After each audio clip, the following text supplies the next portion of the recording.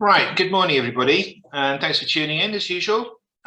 So we've going to be talking to the manager of Edinburgh Investment Trust later on, but first I've got a bit of news for you as per usual. There's actually a fair bit that we could have talked about. In fact, this morning there's a new issue being announced that we'll probably have a look at next week, I think. But the three things that I pulled out were Majedie, ThomasLloydEnergy Impact, and Crystal Amber. Majedie first, you know the story of this one. I think we've talked about it before. The little spike here at the end is in response to the news that they've just announced, but for the most part, it's been a bit of a story tale in terms of performance and in terms of discount. It's been way too wide. You can see where it is now. There, about a 24 discount after that price move, still on a 7% yield. This is within the global equity income sector, and returns not very good. The 10-year NEV returns well below anything else in its peer group. And then obviously something had to happen, probably, particularly given the latest year's returns. So history of it, it's been an investment trust since 1985, but it goes back to a rubber flotation company in Malaysia. And so the Barlow family that were behind that are still big investors in the trust. It set up Majedie Investment Asset Management in 2002. And that company has done particularly well, really. I mean, and actually it's got quite a good track record. But within the trust, a series of disappointing investments eroded the trust capital. It also had some long-term expensive debt, and that didn't help. And it also had a bias to the UK. Considering it's a global fund, that wasn't very helpful because obviously the UK has underperformed global markets since Brexit. And then most recently, I think, disappointingly for some investors, it sold its stake in Line Trust that it got when Line Trust took over Majedie Asset Management for less than it was valued at in its NAV. So I think that was something that was a bit disappointing.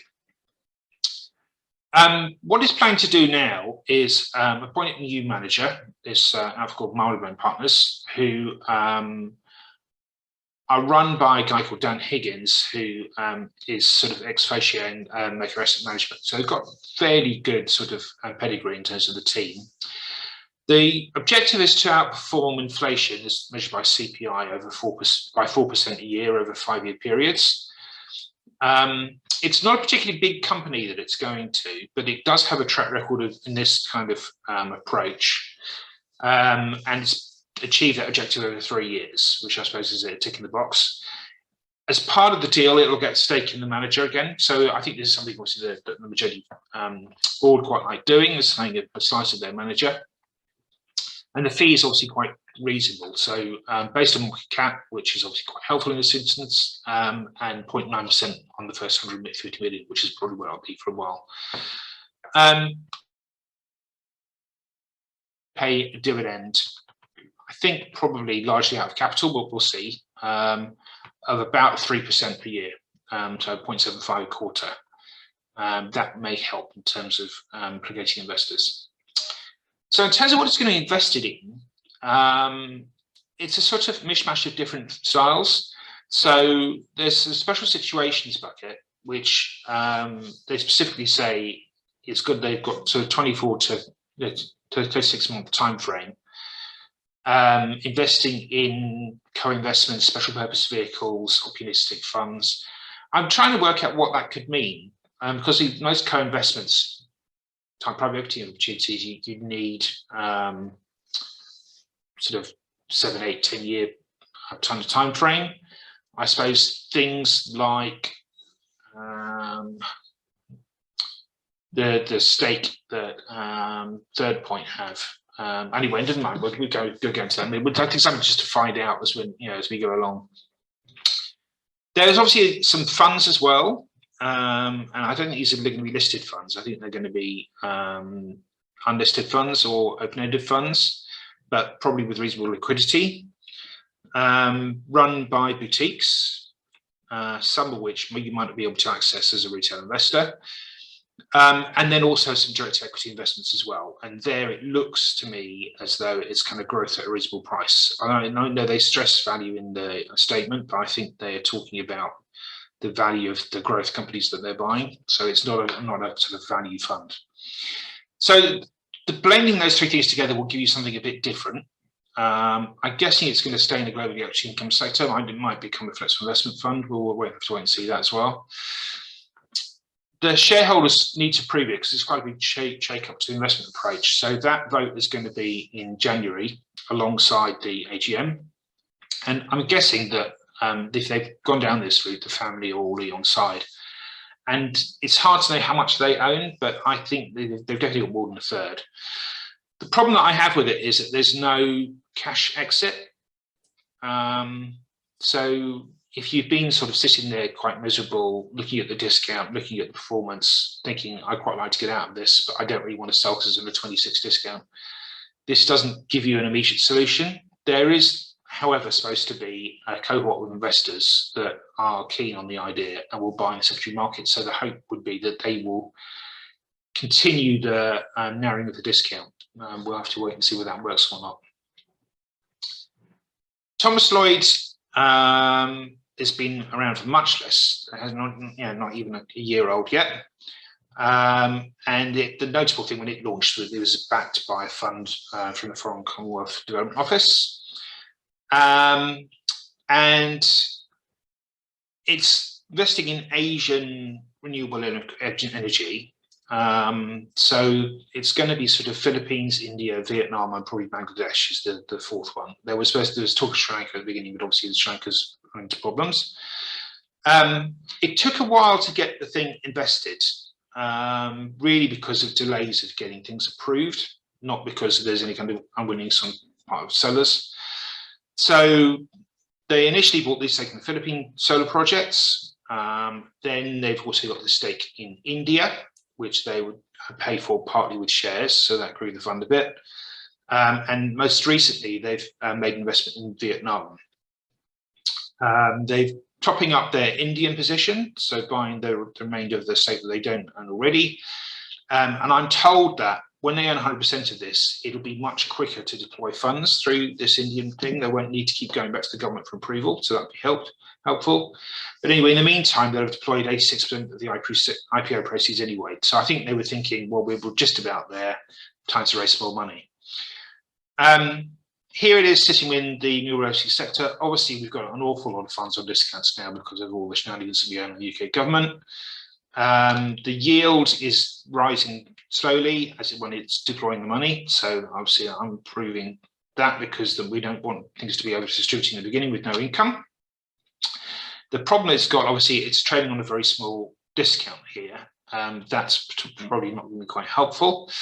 You can see that there with the share price and discount chart. But I do think it's quite a good story. I mean, there are lots and lots of charts. I'll just nick these straight from the presentation. There is a great need for investment in energy production infrastructure within these countries. I'm not saying that they're all going to go up to sort of US levels of consumption by any stretch of imagination, but they are investing and they need to invest a lot at the moment. And that really drives an enormous need for investment in power production. And it obviously can't be fossil fuels if we're going to have any hope of trying to meet our sort of climate targets. The sorts of numbers we're talking about are vast, $7.4 trillion just for those companies that countries that they've identified there. Although Indonesia, as I say, is not actually at the moment a target, but I'm guessing it might be. This is where the portfolio is at the moment. So at the moment it's 100% solar. It doesn't necessarily going to stay that way. That we will have to wait and see.